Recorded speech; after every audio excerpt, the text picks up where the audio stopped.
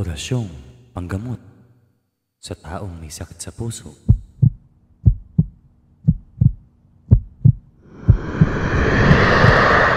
Magandang araw sa inyong lahat. Ako, si Maestro Verbo ng Karunungang Lihim.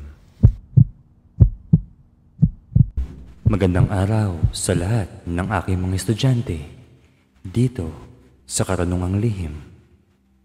Pagbati sa aking mga admins na si Marites, Des, Ellen at Yen. Ito ang aking Facebook page na nasa screen. Mag-iingat dahil nung 4 na taon na ako'y nawala sa pagtuturo, napakaraming gumagaya sa akin at nagpapanggap na ako ginagamit ang aking pangalang Maestro Verbo, ang aking logo, pati na rin ina-upload ang aking mga videos. Maging mapanuri, madaling malaman kung ang tunay na Maestro Verbo. Unang-unay sa boses pa lamang, ang pagsasalita ay mismong boses ko at walang makakagaya. Itong YouTube channel na ito ay original na YouTube channel ko. Kung mapapansin ninyo'y 5 taon, 4 na taon na ang mga nakapost dito. Ganoon din dito sa aking Facebook page. Maging mapanuri, marami ang gumagaya at nagpapanggap na ako. Suriin ninyong maigi at sa boses pa lamang dapat ay alam nyo kung ako'y ito na. Ako'y gumawa ng backup o second account sa Facebook, pero ang lahat ng announcement ay nakapost dito sa aking main Facebook page at sa aking main at nag-iisang YouTube channel. Kaya dito lamang pumunta at huwag na huwag magpapalin lang. Tatandaan ninyo na ako'y nagbibilin dahil ayoko na may malinlang at gumagamit sa aking pangalan. Sa boses kayo magbabase para malaman kung ako talaga, at pumunta lamang sa aking official Facebook page, pati na rin dito sa aking official na YouTube channel. Ang mga post dito ay mga 5 o 4 na taon na ang mga nakalilipas, kaya ito'y madali niyong malalaman na ito ay tunay. Hindi ko nais ng kasikatan. Gusto ko lamang ng tahimik na buhay at tumutulong sa aking kapwa at makapagturo na rin sa mga taong may mabubuting puso, mabubuting loob, natutulong din sa kapwa ng libre. Aking ipopost na rin ang aking gawang bagong Facebook page o backup na Facebook page. Ito'y maaari ninyong i-follow. I-type lamang sa Facebook, Maestro Verbo, AKL. Ang ibig sabihin nito ay Maestro Verbo, ang Karunungang Lihim. Ayon sa aking estudyante, si Manuel Valdez, ang sabi niya ay mapagpalang pagbabalik ng Maestro Verbo. Salamat sa mga turo mo. Madami na din akong natulungan mula sa iyong itinuturong dasal.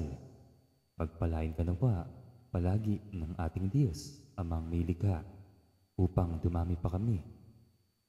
Maraming salamat sa iyo, Manuel Valdez. Gamitin ang aking aral sa paggawa ng kabutihan. Puksain ang mga kampon o alagad ng demonyo. Maraming salamat sa iyo.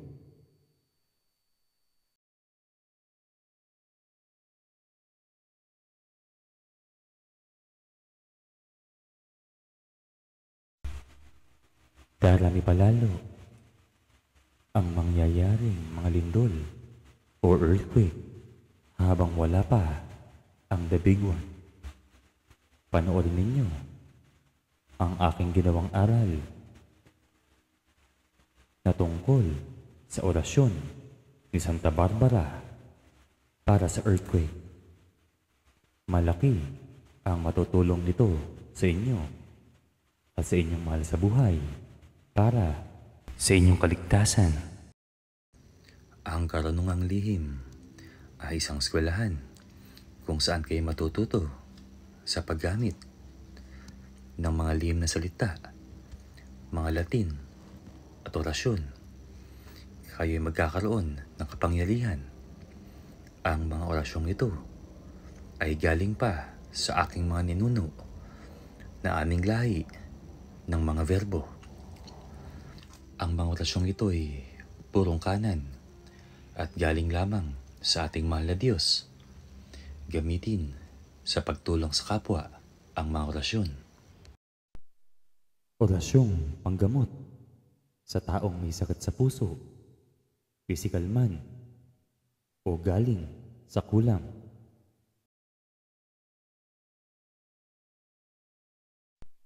Maghanda ng panapal sa lumpas. Isulat ang orasyong ito gamit ang pulang tinta at dapat ay all caps. Ito'y didikit sa may kaliwang bahagi ng dibdib katapat ng puso. Tapos, isulat ang orasyon sa salumpas ay ito'y kapitan ng kanang kamay at titigan at magdasal ng 3 Ama Namin, 3 Aba Ginoong Maria at 3 sumasampalataya. At banggitin ang orasyong ito. Tamakimat, tamakimat, tamakimat. Fu, banggitin ng 3 beses at ito'y iihip sa salumpas ng pakrus. Itapal ang salumpas sa kaliwang bahagi ng dibdib sa tapat ng puso at ito'y hayaang nakadikit ng 3 araw o mahigit. Matapos niyan ay maghanda ng 1 basong tubig at ibuga ang orasyong ito matapos banggitin ng 3 beses. Mago Jadong Nirigam, Mago Jadong Nirigam, Mago Jadong Nirigam.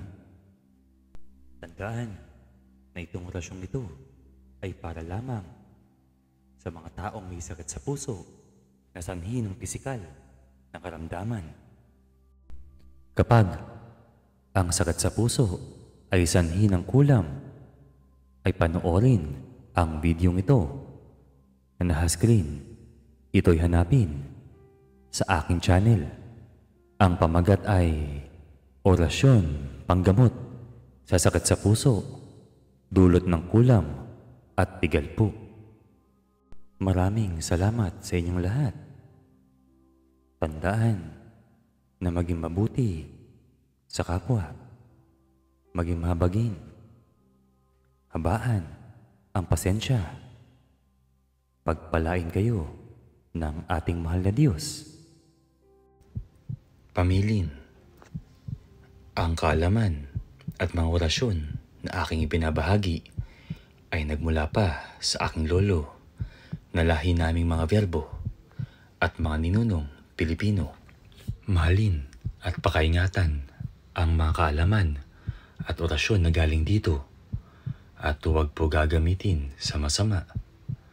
Ang kapangyarihang nakapaloob dito ay lubhang maywaga at mabibisa.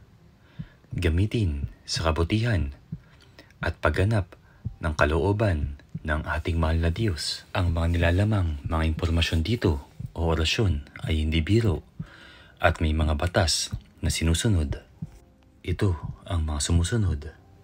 Gamitin ang mga orasyon sa tamang pagkakataon lamang at sa tamang paggagamitan. Huwag gagamitin ang mga orasyon dito sa mga walang kabuluhang bagay o para ipagyabang lamang. May mga bilin ang bawat orasyon. Tuparin ang mga bilin na ito upang maggamit ng bisa ang mga orasyong nabanggit. Gagamitin hanggang maaari sa paggawa ng mabuti ang nakasaad dito upang umani kayo ng magandang swerte, maayos na pamumuhay at buhay na miligaya at kapayapaan. Kung ano ang itinanim ay siya ring aanihin. Maging manilimusin at magkaroon ng awa sa kapwa-tao. Huwag na huwag gagamitin ang mga orasyong lihim na aking itinuturo sa kalokohan dahil ang balik nito ay hindi lamang sa inyo. Mapapahama kayo, pati na rin ang mga mahal ninyo sa buhay. Ang orasyong ito ay purong kanan at galing sa ating mahal na Diyos. Kaya ito'y sagrado at huwag na huwag gagamitin sa kasamaan. Huwag na huwag tayong maninira ng ibang tao. Tayo'y maging matulungin sa kapwa. Ituro ninyo ang ating YouTube channel sa mga taong mabubuti nang maparami natin ang mga tao na gagawa ng mabuti sa kapwa gamit ang mga karunungang lihim ng mga verbo